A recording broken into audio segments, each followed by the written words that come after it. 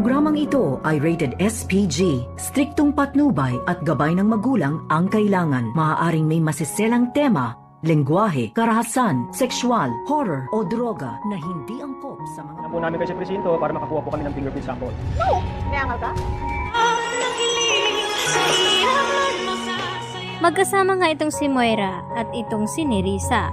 At dito naman na biglang dumating ang mga pulis at nagtataka itong si Moira na kung bakit may mga pulis nga na lumapit sa kanila. Huhulihin ba daw siya nito? At nagtanong-tanong itong si Moira at nataranta na kung gising na ba daw itong si Don Pepe at itinuro na ba daw itong si Moira. At dito nga na sinabi ng mga pulis na hindi sila narito upang hulihin itong si Moira ay iniimbitahan lamang nila ito sa presento nang sa ganon ay makuhanan nga ito ng fingerprint itong si Moira. At dito naman na tumanggi itong si Moira. At dito rin na dumating itong si Giselle at sinasabi dito kay Moira na umaangal ba daw ito at kung bakit takot at natataranta na nga itong si Moira dahil alam ni Moira na may kinalaman nga siya dito sa kidnapping ni Don Pepe. Lalo pat may kasabwat siya dito na si Balahadja at itong si Zoe. At nakadagdag pa nga ang mga nakuha ng mga pulis na mga medical supplies dito sa hideout ni Balahadja. At wala namang ibang gagamit nito kundi itong si Zoe. Kaya pati na rin itong si Zoe ay pinapakuhanan na rin ni Giselle ng fingerprint nang malaman nila kung si Zoe ba ang gumagamit ng mga gamot na iyon.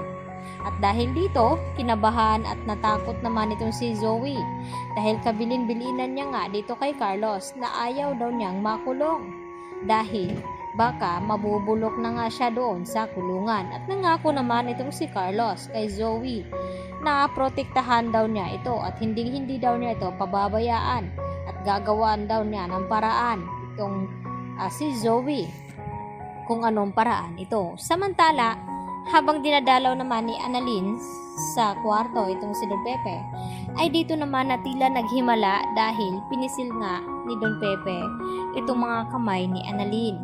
At dito naman na nagbigay ng sign na naintindihan ni Don Pepe ang mga sinasabi dito ni Annalyn.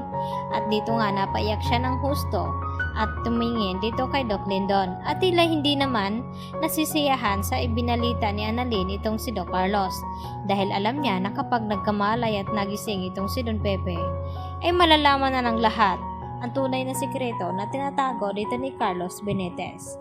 Kaya naman, gagawa na naman ito ng plano upang hindi na nga magkakamalay pa itong si Don Pepe.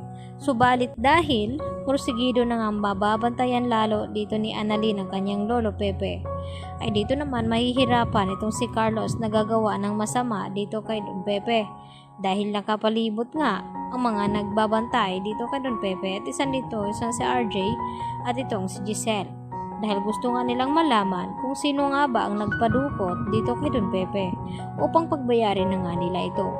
At dito naman nag-aalala itong si Lynette sa mga kanyang napapansin dito sa kanyang asawa na si Carlos na tila tulala daw ito at hindi mapakali.